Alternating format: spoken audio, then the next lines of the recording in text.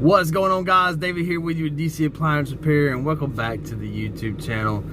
I wanted to talk to you guys and get a few things into your mind and to, put a few things into perspective, especially if you're thinking about getting into the appliance repair business, or you're in the appliance repair business, or if you're in any kind of appliance repair field and you're thinking about getting into the business. I want to say this. Any business in general is going to take 1 to 3 years to be successful. You're working right now, and if you're in the appliance repair field, like I saw one guy, he was in sales. You might not be in the appliance repair field, but you're working. Okay, everybody has a certain amount of money that they have to have every month to live and to survive off of. Okay. You don't need to go quitting your job getting into the appliance repair field. You don't need to quit your job getting into any kind of business if you're working and you got a nice paying job right now. Okay? You don't need to do that. I don't care who you are, I don't care what skill set you have or anything like that, because what you got to do is if you ain't never touched appliances, or you're thinking about appliances, or maybe, I want to talk to that person real fast. Well, you have no idea if you're going to really like this or not. Okay? So I hope that you're smart enough that you wouldn't, even if you took a course or if you did anything like that, that even after the course that you would go and quit your job. That's the foolish thing to do. And I know that we got technicians that's already in the service field, and that you guys are working full-time jobs and doing it part-time. And that's something that I want to talk about, because, for one, I'm just gonna talk about it. I don't care what kind of course or whatever kind of thing you take. If you're somebody that has got a good job and you're thinking about getting this and you're thinking about changing the profession, I don't care what you take or what you do. You do not need to quit your job, because there's a whole another side of this that you have not seen yet. And I don't care, there ain't no course out here that's going to teach you this, that's going to give you this experience that you need to experience, and that's just called business in general. And what I mean by that is you got demographics that plays a part in business. You got, these warranty companies are great, but are they great in your area? Are they popular in your area? Are you from a small town, or are you from a big town? Do you live in a huge city or a huge population?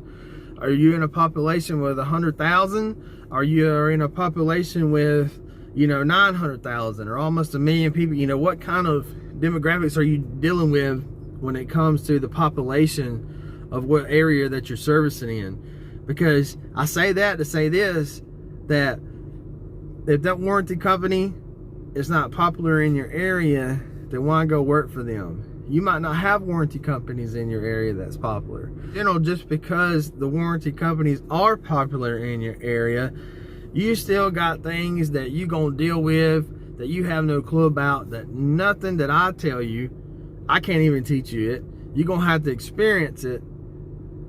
And that's going to determine if you're going to make it and be successful or not. Okay?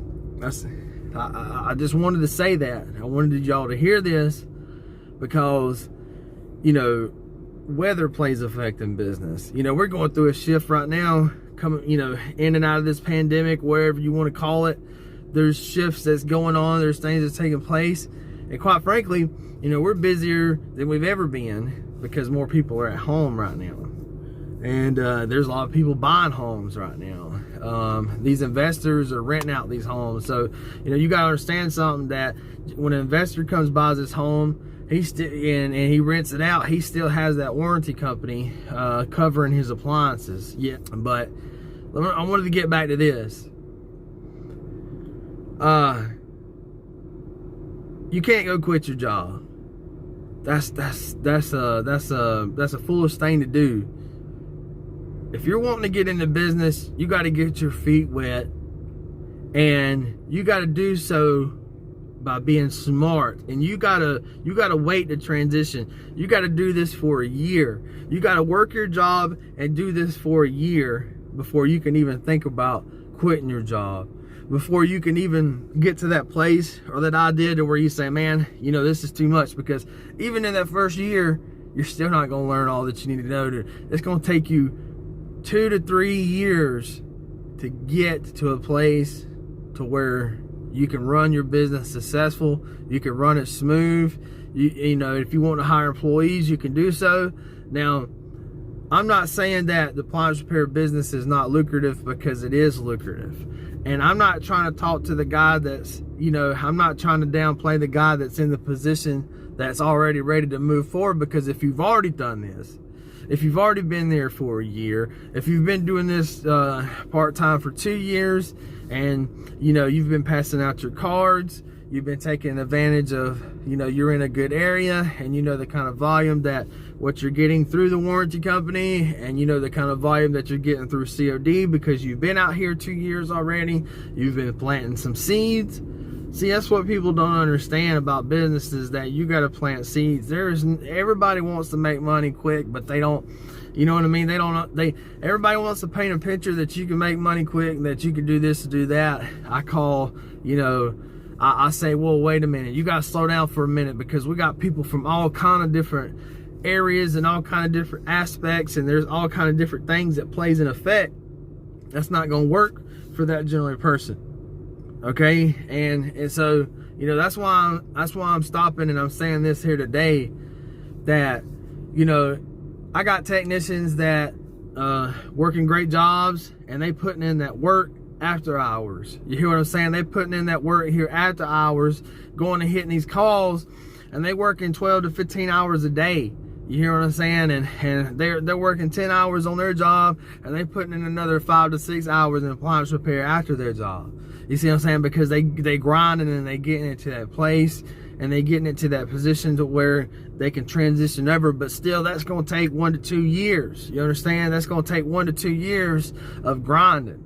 You understand? So, you know, I wanted to say this. I wanted to put this out there before I put any more content out there, because I know you guys need to hear this, and this needs to marinate. So we're going to have some more videos out. We're going to be talking about refrigerators. I'm going to be doing some video coming at you guys, doing it from a different little perspective here. So we're going to be working on that, but we will put this content out this weekend. We're looking forward to doing a live Q&A as well. So, you know, you guys leave the comments. I do see it. I will get to them. I will answer them. And, yeah, I wanted to put this out there for you guys. Use your head, you know, use your head. You know, do this on the side. Do this part-time. Figure out if this is what you want to do, you know. You can't just go head on with a warranty company and thinking you just gonna know everything, because there ain't nothing out here that's gonna teach you just the experience that you're gonna get of going out here and just doing it. And you don't need to do that. You don't need to experience that without a job. You don't need to go through and experience that without no source of other ways of income and means coming in and providing for you and providing for your family. So take that into consideration, guys. This is David DC Appliance Repair, and I'll see you in the next video.